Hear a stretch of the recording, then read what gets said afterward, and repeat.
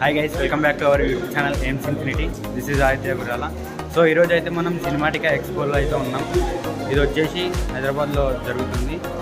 So ఇక్కడ ఏమేం cameras ఉన్నాయో అవన్నీ చూద్దాం.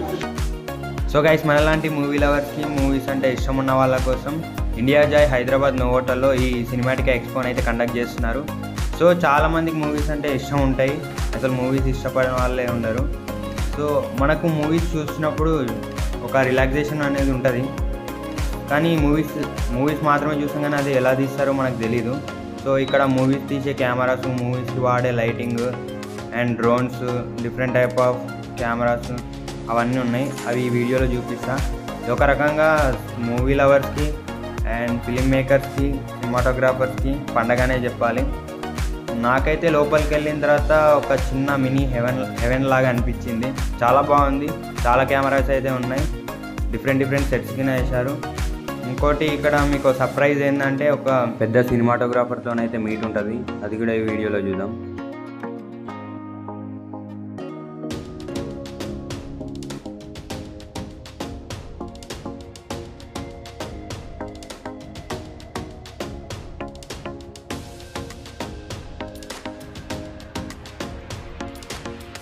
సో గైస్, చూస్తున్నారు కదా, ఇదే మినీ హెవెన్కి ఎంట్రన్స్, అంటే సినిమాటికా ఎక్స్పోకి ఇదే మెయిన్ ఎంట్రన్స్. సో లోపలికి అయితే వెళ్ళిపోదాం.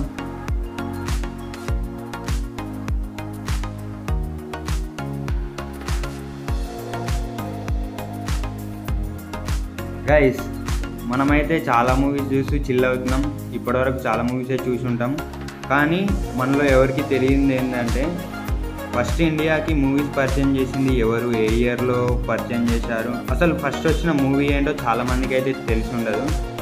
కానీ మన ఇండియాకి మూవీస్ పరిచయం చేసింది మాత్రం దాదాసాహెబ్ ఫాల్కే గారు. అది 1913లో పరిచయం చేశారు. అండ్ ఫస్ట్ వచ్చిన మూవీ పేరు రాజా హరిశ్చంద్ర. ఇది వచ్చేసి 1913లో బాంబేలో రిలీజ్ అయిందనమాట. సో మన ఇండియాకి మాత్రం మూవీస్ పరిచయం చేసింది ఫస్ట్ దాదాసాహెబ్ ఫాల్కే గారు. ఆయన సినిమాలు పరిచయం చేయడం వల్లే ఈరోజు మన ఇండియా ఫిలిం ఇండస్ట్రీ ఇంత డెవలప్ అయింది.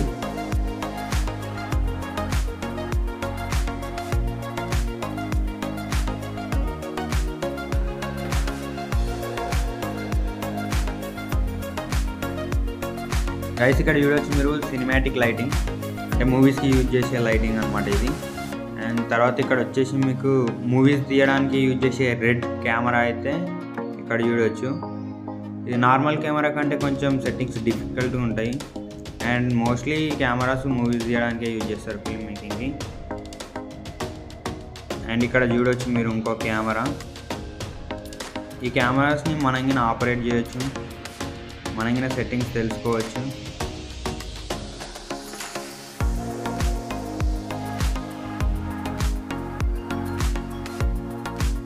ఆల్రెడీ ఇక్కడ వీళ్ళు సెట్టింగ్స్ చూస్తున్నారు స్టూడెంట్స్. మూవీస్ ఇష్టం ఉన్న వాళ్ళు ఎవరైనా రావచ్చు ఇక్కడికి. అండ్ ఇక్కడ చూడొచ్చు సోనీ వాళ్ళు సెట్ చేశారనమాట. సెట్లో మోడల్ కూడా ఉంది. అండ్ ఇక్కడ సోనీకి సంబంధించిన కెమెరా అయితే ఉంది, సోనీ కంపెనీకి.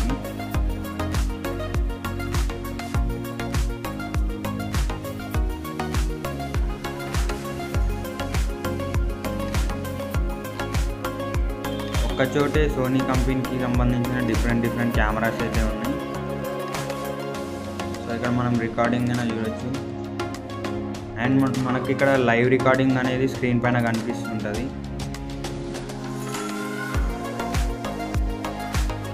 గైస్, నేను స్టార్టింగ్లో చెప్పిన కెమెరా అయితే ఇదే. ఆల్రెడీ దీన్ని చూస్తే మీకు ఒక ఐడియా వచ్చి ఉండాలి ఇది ఏ మూవీకి యూజ్ చేశారో. రీసెంట్గా అయితే విక్రమ్ మూవీకి అయితే యూజ్ చేసేది ఈ కెమెరా. దీన్ని మోకోబోట్ రోబోట్ కెమెరా అంటారు. అయితే ఈ కెమెరాని చాలా మట్టుకు అడ్వర్టైజ్మెంట్లో యూజ్ చేస్తారు, అడ్వర్టైజ్మెంట్ వీడియోగ్రఫీకి. రీసెంట్గా అయితే విక్రమ్ మూవీకి యూజ్ చేశారు ఇలాంటి కెమెరాని.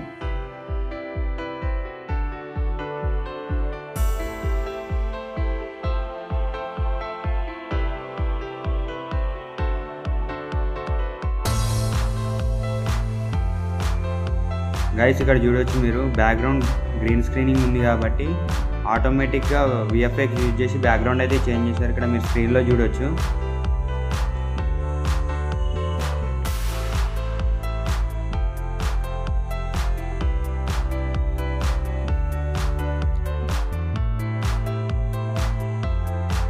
ఇక్కడ కనిపిస్తున్న వాళ్ళే ఈ మొక్కబోట్ రోబోట్ కెమెరాని అయితే ఆపరేట్ చేస్తున్నారు. గైస్ ఇక్కడ చూడండి, సెట్లో మోడల్ అయితే నిల్చున్నారు, బ్యాక్గ్రౌండ్ గ్రీన్ స్క్రీనింగ్ ఉంది. సో వీళ్ళు ఏం చేస్తున్నారంటే డైరెక్ట్గా విఎఫ్ఎక్స్ యూజ్ చేసి లైవ్లో గ్రీన్ స్క్రీన్కి రీప్లేస్మెంట్గా బ్యాక్గ్రౌండ్ అయితే సెటప్ చేసి ఇక్కడ మీరు స్క్రీనింగ్లో చూడొచ్చు. లెఫ్ట్ సైడ్ నార్మల్గా ఉంది, ఇక్కడ రైట్ సైడ్ స్క్రీన్లో మాత్రం విఎఫ్ఎక్స్ యూజ్ చేశారు కాబట్టి మనకు అవుట్పుట్ అయితే కనిపిస్తుంది.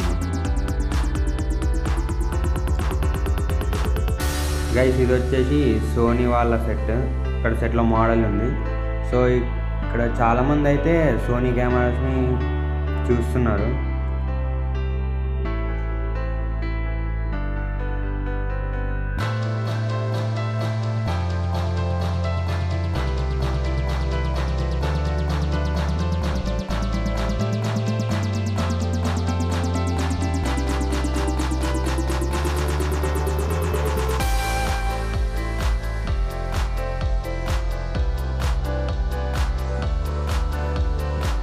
ఇక్కడ చూడొచ్చు అపేచర్ కంపెనీకి సంబంధించిన లైటింగ్ అయితే చాలా బాగుంది.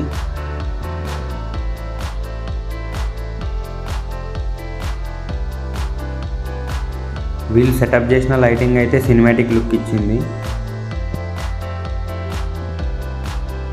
మీరు ఇక్కడ స్క్రీన్లో చూడొచ్చు.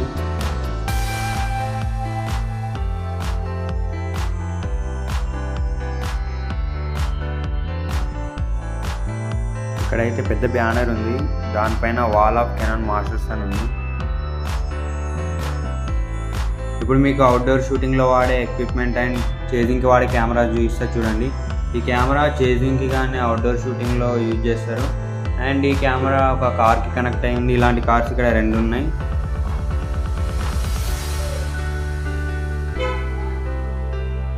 సో ఇక్కడ లెఫ్ట్ సైడ్లో చూడవచ్చు మీరు, ఎలక్ట్రానిక్ డివైజెస్ అయితే ఉన్నాయి for shooting purpose. So guys మీకు స్టార్టింగ్లో చెప్పినట్టు ఒక పెద్ద సినిమాటోగ్రాఫర్తో మీట్ ఉంటుందని చెప్పాను కదా, అతను ఎవరో కాదు, మగధీర, ఈగ, బాహుబలి అండ్ RRR మూవీస్కి సినిమాటోగ్రాఫర్గా చేసిన సెంథిల్ కుమార్ సార్ గారు. సో ఇప్పుడు అతనితో మీట్ ఉంది. సో ఇక్కడ వీళ్ళు సినిమాటిక్ ఎక్స్పో వాళ్ళు అతనితో ఒక మీట్ అయితే అరేంజ్ చేశారు. సో ఆ మీట్కి వెళ్దాం పదండి. KK Senthil Kumar amongst us. He needs no introduction at all. We at TCA are very proud to have him as our member. But still, I need to say a few words. Senthil is an alumni of Film Institute of India, Pune. And he's made his debut in cinema with Aithe in 2003. As you all know, he is SS Rajamouli's golden boy and has collaborated in most of his films in the past 20 years. Winner of 3 Filmfare Awards, 4 SIMA Awards, 2 Nandi Awards, and the list goes on. And achieved international recognition with the Philadelphia Film Critic for the film RRR. Also, he, I believe, is the only South Indian cinematographer to be featured in the International Film Journal, The American Cinematographer. There are many more accolades in the list, and I see that the audience are eager to hear from the man himself. I will try to tease out some tricks of the trade from this celebrated cinematographer. And making this program Cinematica Expo a grand success. Thank you all. Without your support, this event would have not been possible. Thanks a lot. Coming to a question, sir. To be honest, sir, my entry into cinema is purely by accident.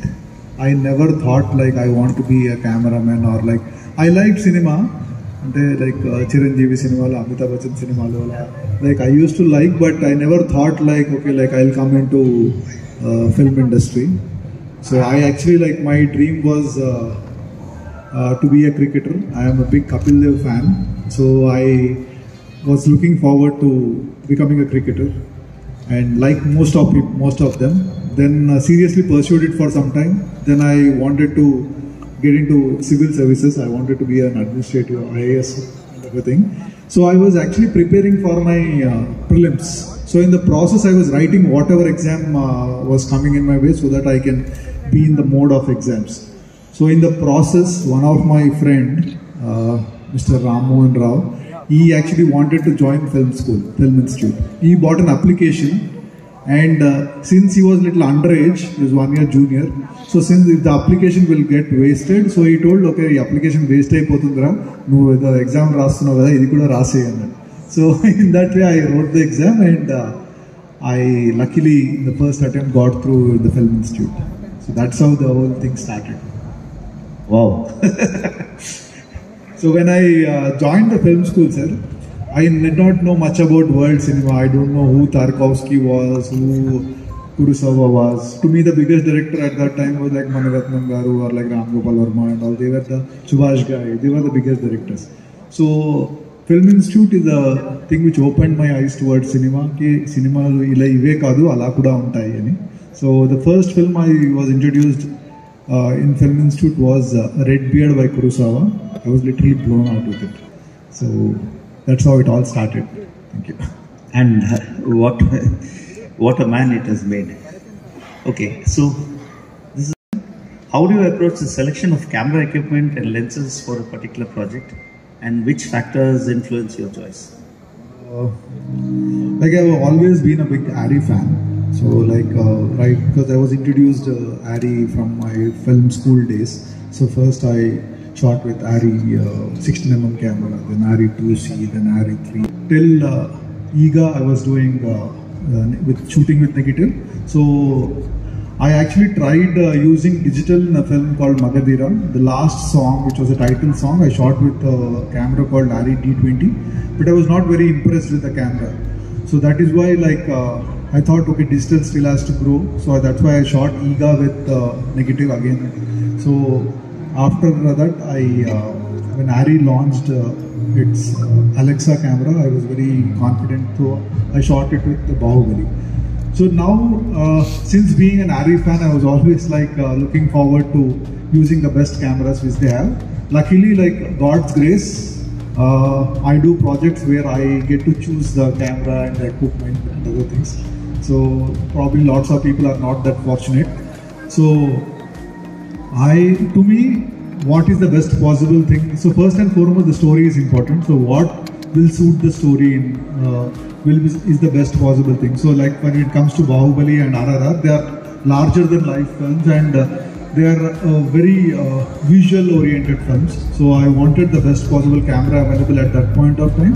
So I picked it Arri LF camera, and I actually like extremely sharp images. So to me, I felt that the Signature Prime was an extremely sharp lenses. So these two combinations is something which I did some tests and really found it wonderful. So I know it's a nightmare for the focus puller, but thank God I got a great focus puller who is not scared of shooting even 2.8 or full open and all. So that's how it is. Yeah. This is again a little off the syllabus in the sense To work on it. Thank you. See, in the recent years, we have been seeing VFX emerging as an integral part of filmmaking, and cinematographers must keep abreast of the latest developments. So please share your experience on the set of RRR. Sir, like in VFX, rather than rippling like okay, నాకు VFX లేని cinema చేస్తాను or something like that. So you should embrace it, because today there is no film in which there is not even a single VFX shot. At least some kind of a shot here, or background extension, or erasing, rope erasing, some kind of a VFX shot is there. So it is always necessary for us to embrace the new technology and adapt to the best possible thing. So I always keep myself upgraded with whatever latest is happening. in terms of reading, in terms of like see now today like internet is a great source of knowledge for us, only if you know how to use it. It is like an ocean, you can get lost to it. You wanted to go this way and suddenly you find something interesting and you get diverted and you end up going somewhere else. So it is always be clear about what you want, and the knowledge is definitely available. See, like when I started my career, to get knowledge of something, it was extremely difficult. You had to go to a library, find the book what was written, the kind of a topic which you wanted to do. So it was difficult. But in today's condition, it is very easy, sir. Like, and this kind of an expose actually like really help in upgrading our knowledge, and it actually felicitates people and brings in the latest, what I can say, the industry experts with whom you can interact and get to know what is happening. So when it comes to RRR, like coming to RRR, we wanted to up the game from Bahubali. So we wanted to use international VFX companies, which like for example MPC was there, then Digital Domain was there, like Double Negative. We wanted to use these companies so that we can give a best possible experience to the audience. So in that way, like when you interact with those technicians, you should be like very sure about what you are speaking. So in that way, it is always, I would always recommend ki as much as knowledge wherever you can get, try to absorb it. You don't know when it will be useful. So always read, keep your eyes open, ears open. So the world is there for to teach you if you are a student. So guys, ఇందాకటి మీట్లో చాలామంది cinematographers అయితే ఉన్నారు. And ఇక్కడ మీకు ఇందాక చెప్పినట్టు ఇంకో కార్ అయితే ఇక్కడ ఉంది. సో ఇది సేమ్ అలాంటి వెహికలే, అవుట్డోర్ షూట్స్కి యూజ్ చేస్తారు.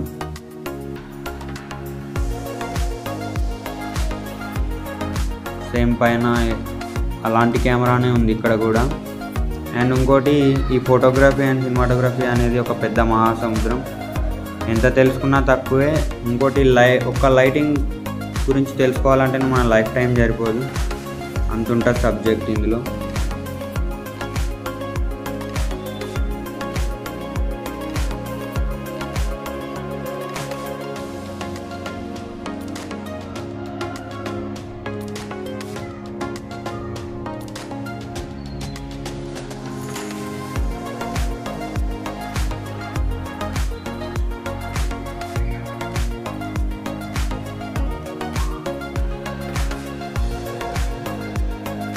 ఇక్కడ చూడొచ్చు మీరు హల్క్ని 3D మినియేచర్.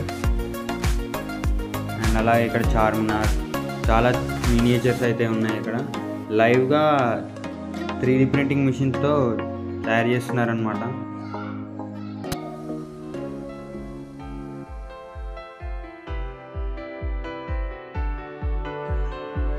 ఇదే 3D ప్రింటింగ్ మిషన్.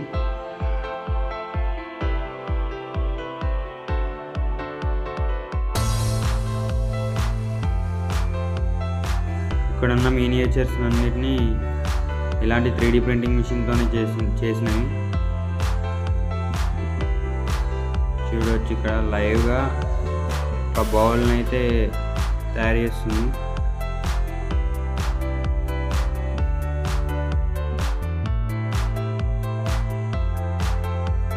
ఈ సినిమాటికా ఎక్స్పోలో ఇలాంటి రోబోట్ని చూస్తా అనుకోలేదు, కానీ ఇక్కడ ఒక రోబోట్ అయితే ఉంది. దీని వైపు అయితే ఒక లుక్ వేయండి.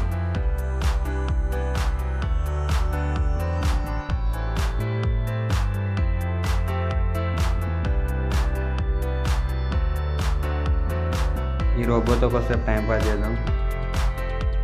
నేను మాట్లాడచ్చుగా.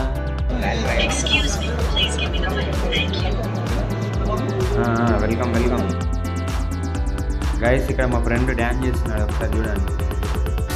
నాకు తెలుసు, నేను ఏదో ఒక పెద్ద డ్యాన్సర్ అయిపోవు. ఇక్కడ సినిమాటికా ఎక్స్పోని చూడడానికి అయితే చాలామంది అయితే వచ్చారు. సో నేను కూడా ఇంత పెద్ద ఎక్స్పోకి రావడం ఇదే ఫస్ట్ టైం. చాలామంది అయితే ఉన్నారు.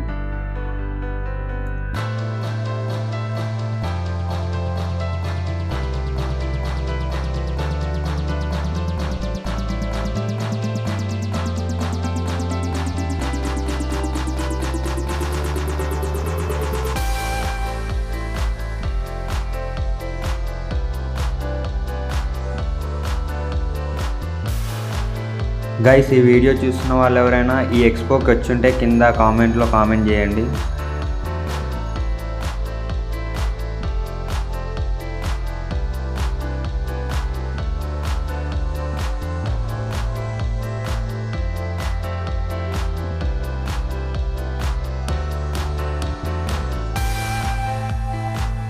ఇక్కడ మీరు చూడొచ్చు, డిజిటల్ ఆర్టిస్టులు చాలామంది ఉన్నారు అండ్ యానిమేటర్స్ కూడా ఉన్నారు.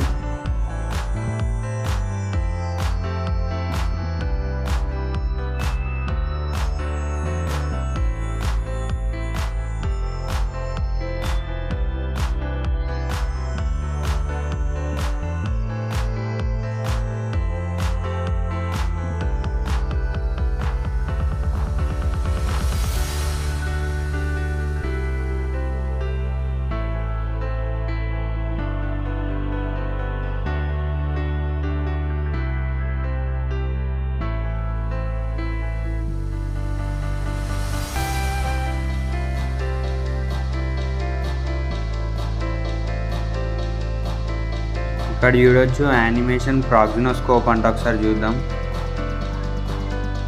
గైస్, ఈ ఎక్స్పోలో ఈ ఇల్యూజన్ అయితే నాకు చాలా బాగా నచ్చింది.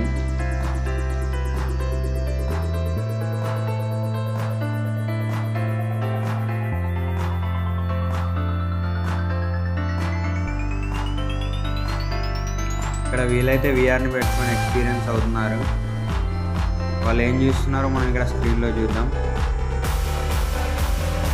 సో అతను ఏం ఎక్స్పీరియన్స్ అవుతుందో ఇక్కడ మనం స్క్రీన్లో లైవ్గా చూడవచ్చు. మనం కూడా ట్రై చేద్దాం.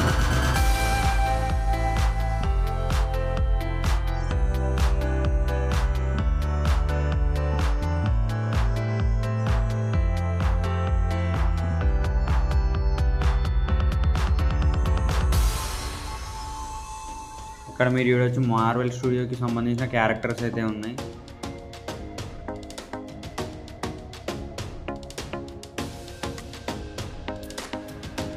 గైస్, ఇక్కడ చూడవచ్చు 3D యానిమేషన్ లైవ్లో. సో ఇక్కడ ఇతను మూమెంట్ ఎలా ఇస్తే అక్కడ స్క్రీన్లో 3D యానిమేషన్ కూడా అలాగే మూమెంట్ ఇస్తుంది. సో మీకు చూపించడానికి మళ్ళీ ఒకసారి చేయమని అయితే చెప్పాను.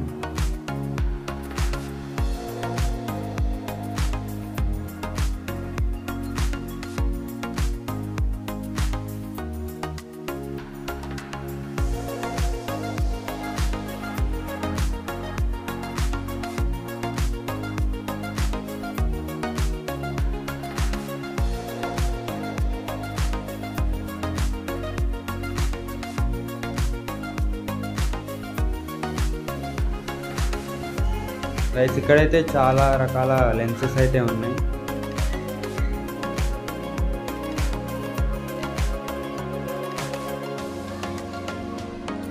సినీ లెన్సెస్ మూవీస్కి యూజ్ చేస్తారనమాట.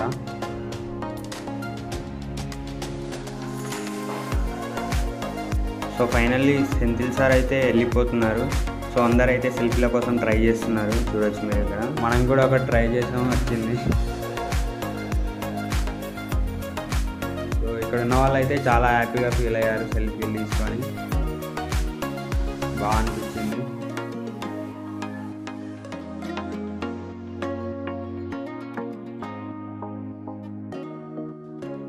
సో ఇందాక మనం కూడా ట్రై చేద్దాం అన్నాగా. సో నేను కూడా విఆర్ ఎక్స్పీరియన్స్ అయ్యా, చాలా బాగుంది. ఇక్కడ మీరు స్క్రీన్లో చూడొచ్చు నేను ఏమైతే ఎక్స్పీరియన్స్ అయ్యానో. విజువల్స్ అయితే చాలా బాగున్నాయి.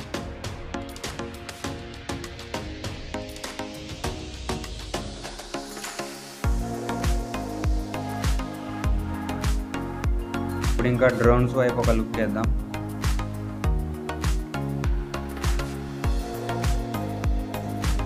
Since many centuries, especially after 17th century, that means where industrial revolution has took place and where the scientific revolution has been took place in Europe and many other countries. One of the important ఒప్పుకుంటారా ఒప్పుకోరా, మానవ జాతి పరిణామ క్రమంలో కనుక్కున్న ఎన్నెన్నో విషయాలలో the greatest అన్వేషణ అంటూ ఉంటే అది సినిమాటోగ్రఫీని కనుక్కోవడం, ఫోటోగ్రఫీని కనుక్కోవడమే అనుకుంటాం. So that is the greatest. So guys ఇక్కడ కంప్లీట్గా లైటింగ్ సెక్షన్ అయితే ఉంది. చాలా రకాల లైటింగ్స్ అయితే ఇక్కడ ఉన్నాయి.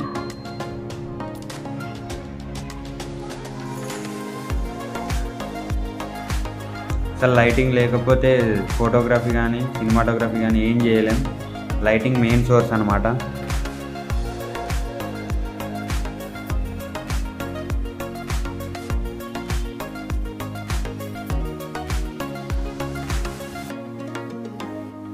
గైస్ ఈ వీడియో మీకు ఎలా అనిపించిందో కామెంట్ చేయండి.